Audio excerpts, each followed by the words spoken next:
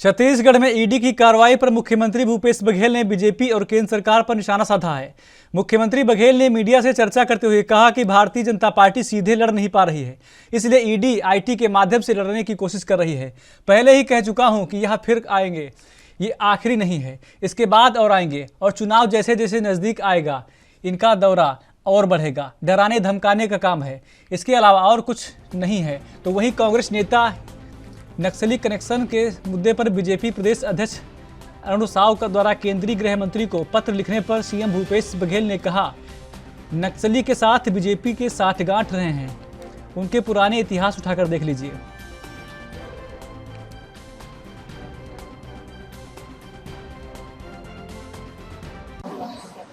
देखिए, भारतीय जनता पार्टी सीधे लड़ नहीं पा रही है और ईडी, आईटी, डीआरआई इसके माध्यम से लड़ने की कोशिश कर रही है। मैं पहले ही कह चुका हूं कि ये फिर आएंगे और ये आखिरी नहीं है, इसके बाद और आएंगे। चुनाव जैसे जैसे नज़दीक आएगा इनके यात्राएं, इसके दौरा और बढ़ेंगे और डराने धमकाने का ही काम है, इसके अलावा और कुछ नहीं।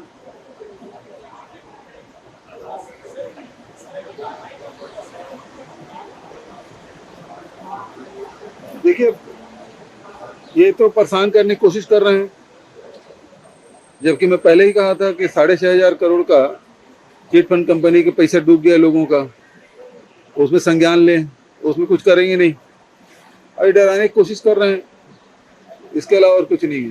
ये बार बार आएंगे, लेकिन जनता जान चुकी है कि भारतीय जनता पार्टी लड़ नहीं पा रही है, तो ये सेंट्रल एजेंसी को दुरुपयोग कर रही है।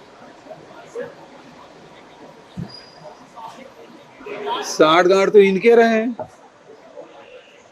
इनके कार्यकाल पूरा उठा के देख लो, रसीद देते हुए, चंदा देते हुए और यहाँ मंत्रियों के यहाँ आते हुए। और सबसे बड़ा उदाहरण तो झीरम घाटी है, जो आपराधिक राजनीतिक षड्यंत्र रहा है, उसमें तो कुछ कर नहीं रहे। भीमा मंडावी के बारे में ही, स्वर्गीय भीमा मंडावी जी जो उनके विधायक थे, राज्य पुलिस जांच कर रही थी, उसको एनआईए ने ले लिया। कितने साल हो गए, लोकसभा चुनाव के समय का है और आज तक कुछ हुआ? उसके बारे में पत्र क्यों नहीं लिखते अरुण साव जी? एनआईए जांच कर रही है और उसमें क्या मिला, प्रदेश के लोग जानना चाहते हैं।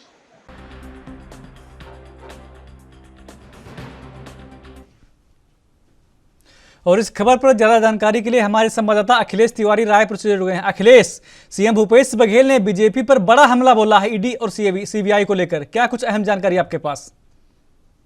देखिए संदीप, जिस तरीके से छत्तीसगढ़ में लगातार 4 से 5 बार ऐसी स्थिति बनी है जिसमें ईडी का जो छापा है वो पड़ी हुई है, इनकम टैक्स में छापा लगातार पड़ते जा रहे हैं, लेकिन ये ईडी का जो छापा है वो लगातार कई ऐसे स्थान है जहां चिन्हांकित करके रखे हैं और छापे की जो दबिश है वो सुबह 5 से 6 बजे के अंतराल में मिल रहा है, क्योंकि सौम्या चौरसिया उप सचिव है मुख्यमंत्री भूपेश बघेल के, उसके यहाँ लगातार ये तीसरी दफा है जहां छापा पड़ा है। इसके अलावा सूर्यकांत तिवारी जो कोल माफिया है, उसके जीजा जी के यहाँ छापा पड़ा है, उसके ससुर के यहाँ छापा पड़ा है और जो कथाकथित उससे जुड़े हुए, सूर्यकांत तिवारी से जुड़े हुए ऐसे जो लोग हैं जो सूर्यकांत तिवारी से सीधा संलिप्त है, ऐसे के ऊपर ईडी का जो छापा है वो काफी असरदारक भी है। और ऐसी भी जानकारी मिल रही है कि अब तक के कई जो तथ्य है वो कई सारे बरामद भी हो चुके हैं। लेकिन यहाँ एक बात और स्पष्ट नजर आ रही है कि सरकार के जो नुमाइंदे हैं, खासतौर से ऐसे सरकार के जो आईएएस अफसर हैं जिसके यहाँ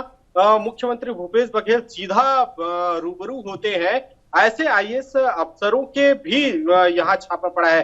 चाहे चिप्स के सीईओ की बात किया जाए, समीर बिश्नोई है, वहां सीधा सीधा अधिकारी कॉलोनी में दबिश दी जाती है सुबह 5 से 6 बजे के बाद। तो ऐसी स्थिति में अगर कहीं मुख्यमंत्री भूपेश बघेल या फिर सौम्या चौरसिया के यहाँ जिस तरीके से छापा पड़ रहा है और अगर इस तरीके से लगातार जो छापे पड़ते जा रहे हैं, एक बार काफी ज्यादा आक्रोशित होकर के मुख्यमंत्री भूपेश बघेल ने पुजारी पार्क में बड़ा आंदोलन किया हुआ था। ईडी और आईटी के छापे को लेकर के केंद्र सरकार डरती नजर आ रही है और जो ईडी है, परिवर्तन निदेशालय है, उसका घेराव भी किया हुआ था, तो काफी असरदारक भी रहा था। लेकिन अभी लगातार मुख्यमंत्री भूपेश बघेल का जो बयान आया है उसमें कहते नजर आ रहे हैं कि जिस तरीके से चुनाव जैसे ही नजदीक आते जाएगा उसके बाद फिर दबिश जो है और बढ़ती जाएगी। और ये साबित भी होते जा रहा है कि जिस तरीके से चुनाव नजदीक आते जा रहा है, क्योंकि अब महज एक ही साल बच पाया है और जिस दबिश की बात की जा रही है वो लगातार सच में साबित हो रहा है कि कितने बार दबिश बढ़ती जा रही है। जी अखिलेश, एक और अहम जानकारी सामने निकल कर आई थी कि नक्सलियों के साथ साठगांठ का भी आरोप लगाया था उन्होंने, इसको लेकर क्या कुछ जानकारी आपके पास?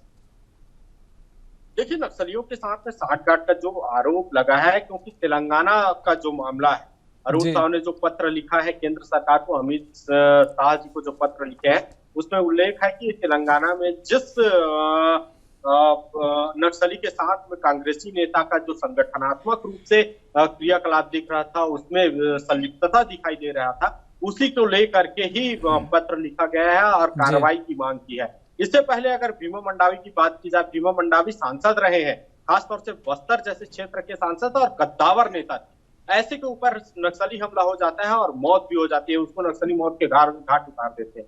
राज्य पुलिस उसकी तहकीकात करती है, तहकीकात के बाद कुछ साबित नहीं हो पाता है कि इसमें क्या वास्तविकता था, लेकिन जैसी ही एएनआई की जो रिपोर्ट आती है और एएनआई जैसे हस्तक्षेप करती है उसके बाद से ही कई ऐसे तथ्य हैं जो निकल करके सामने आते हैं, लेकिन जनता के सामने में आज तक प्रस्तुत नहीं हो पाया है, जो मुख्यमंत्री भूपेश बघेल सीधा सीधा बयान दे रहा है। कहीं ना कहीं ये भी मामला काफी ज्यादा चिंतनीय है। इसके साथ साथ झीरम घाटी कांड, जो लगभग 32 जो कांग्रेसी नेता है उसके जो मौत की और जो मौत की गुत्थी नहीं सुलझ पाई है, वो काफी विचारणीय बात है। और मुख्यमंत्री भूपेश बघेल अभी सत्ता में आए, उससे पहले डॉक्टर रमन सिंह जो भाजपा शासनकाल में थी, तो कहीं ना कहीं जो भाजपा शासनकाल में ऐसी घटना घटित हुई है उसको भी नजरअंदाज नहीं किया जा सकता है। लेकिन इस तरीके से जो मामले सामने आए, नक्सलियों के साथ में संगठनात्मक रूप से क्रियाकलाप दिखाई जो पड़ने की जो शिकायत की गई है, वो कहीं ना कहीं अंदेशा भी लग रहा है। और अगर ऐसी ही कार्रवाई अरुण साव जी के